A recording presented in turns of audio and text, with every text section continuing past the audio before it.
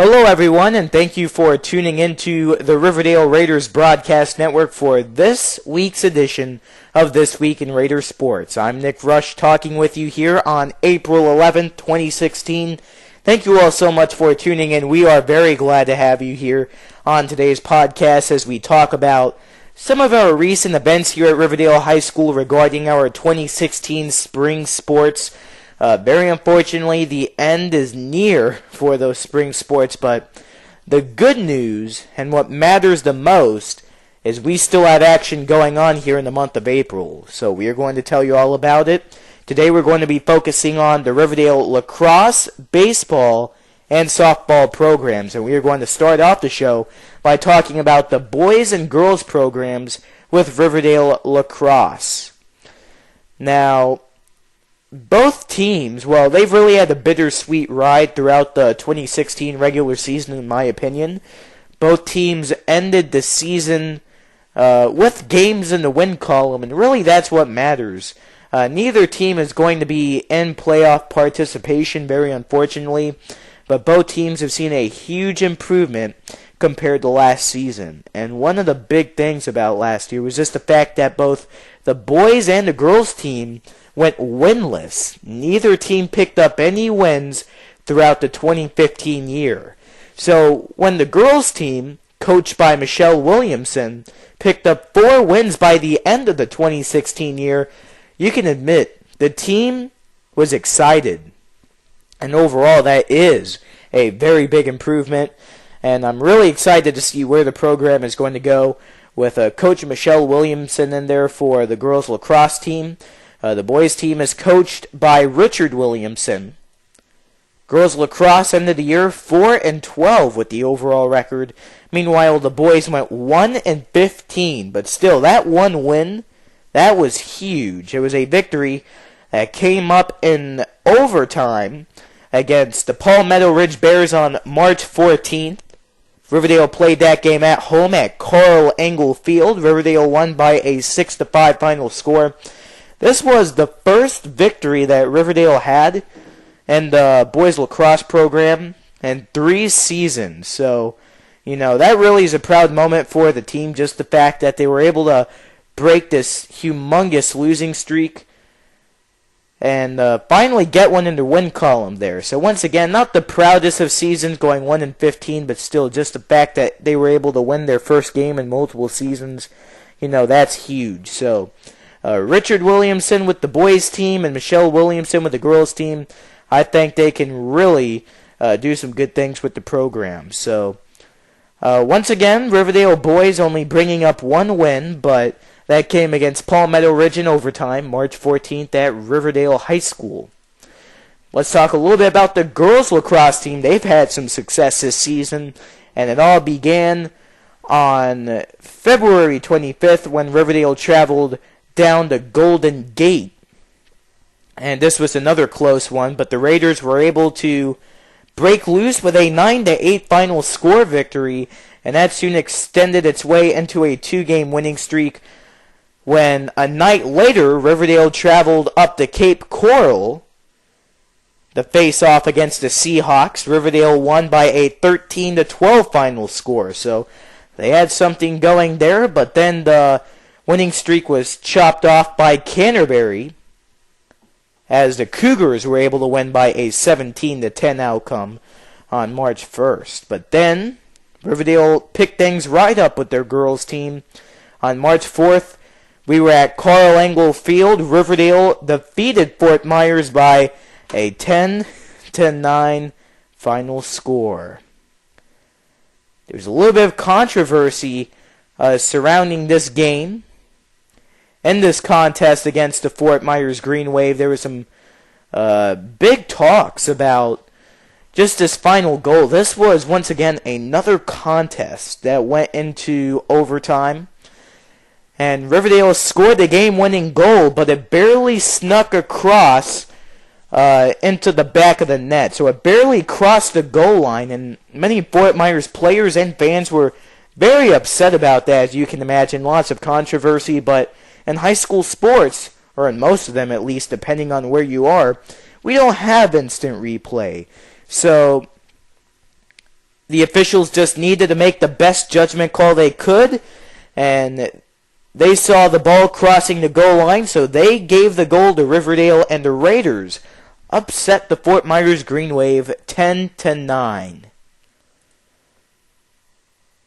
Wow, that sounds like an exciting one. But the Riverdale girls team, they were not done just yet. Later on, March 22nd, Riverdale was on the road at Cape Coral. Once again, this was a game that went to double overtime, and Riverdale was able to bring up another win, 5-4. So Riverdale girls lacrosse, they picked up 4 wins, and it sounds like every single one of them was very hard fought. They had to scrape that game-winning goal to pick up the win, but once again, big improvement for both girls and boys, and we wish the program the best as they head into next season. We'll be seeing them in the spring of 2017, and let's hope both of them can pick up even more wins. There's been a lot of support going around school.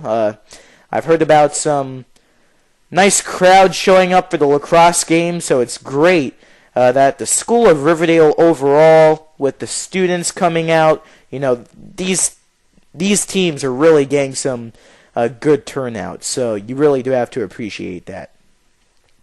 It's now time to take a look at the Riverdale Raiders varsity baseball team. As we record tonight's episode, they have an overall record of 10-11. They are 4-3 when playing against district rivals in Class 7A District 12. And right now, as we speak, Riverdale baseball, they are actually in a contest right now. This is a ball game that began at 7 p.m. against Ida Baker. It is game 1 of 3 matchups for the Raiders at the Battle of the Border Tournament, an annual tournament which ends the regular season. So game 1 of 3, once again, in the Battle of the Border. Raiders playing against Ida Baker tonight at Terry Park, historic Terry Park at that, in downtown Fort Myers. Very old and historic ballpark, but it has a great tradition of hosting high school baseball at the beginning of the year with your early bird tournament, as well as the end of the year with Battle of the Border. It really is a nice place to go and watch a game. Lots of history behind the ballpark. It had multiple spring training teams play there during the spring months. So it really is interesting. Lots of history back there. It really is fascinating, and I highly recommend going there in downtown Fort Myers to catch a game every once in a while. Not the largest of ballparks, but once again, it really is a great place to go and watch a game. So we wish the Riverdale baseball team the best of luck as they wrap up the regular season of 2016 with the Battle of the Border Tournament.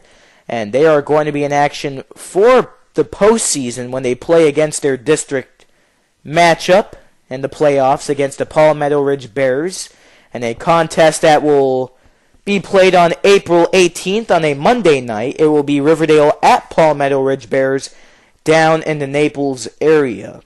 So feel free to come out, Raider baseball fans, and make the travel down to support your team in their district playoff action to win the district championship in the baseball club this season.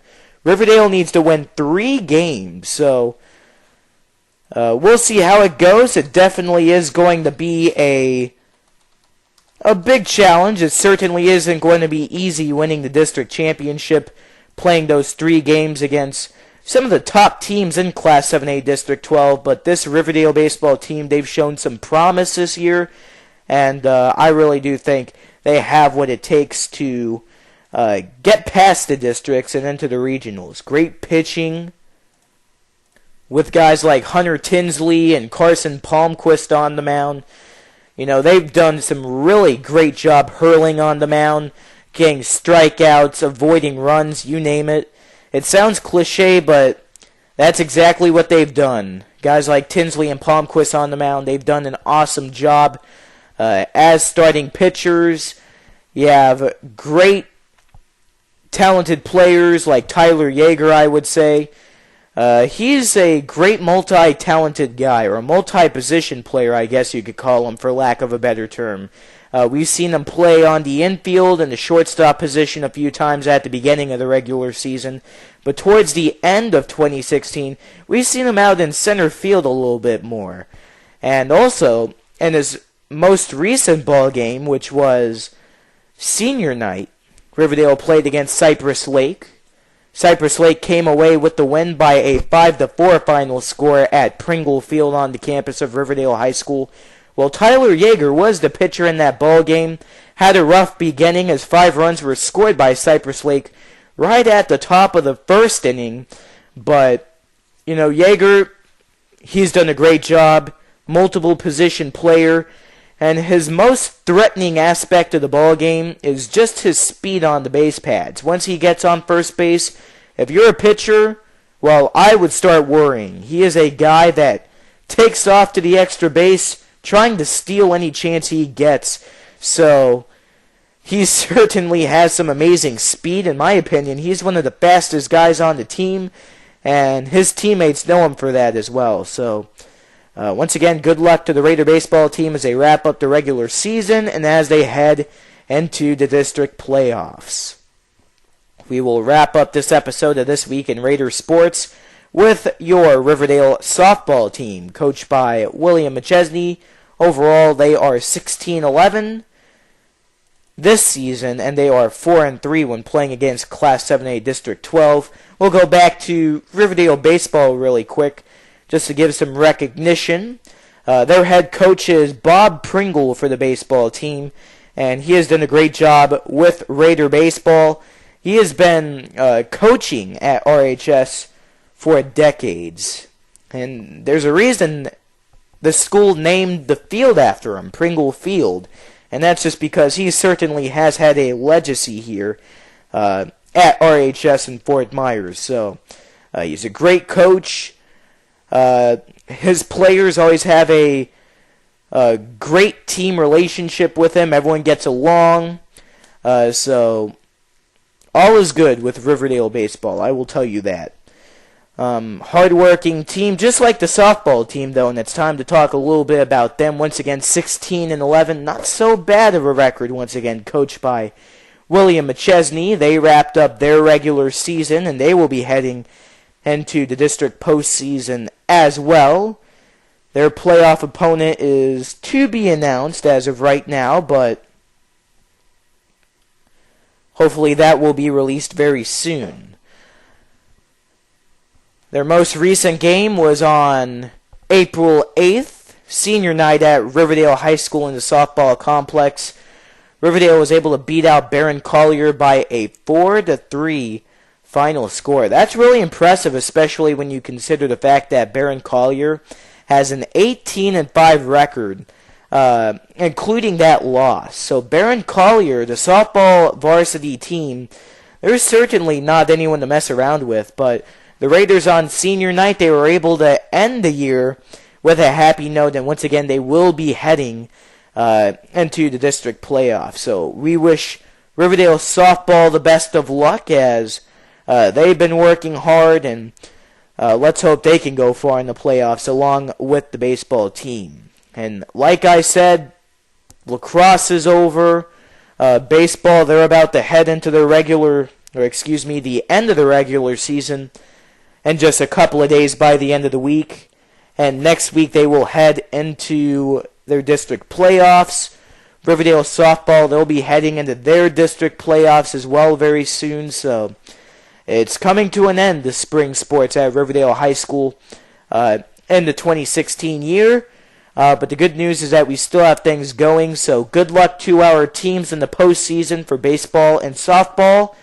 And hopefully they'll be bringing home some hardware by the end of their playoff run. No matter how far they get, we are proud of our programs here at Riverdale High School. So that's just about going to do it for this week's edition of This Week in Raider Sports. I understand it's been quite a while ever since we were able to produce our last episode, but we appreciate all of you listeners out there for bearing with us and listening in for this episode. So thank you so much for tuning in.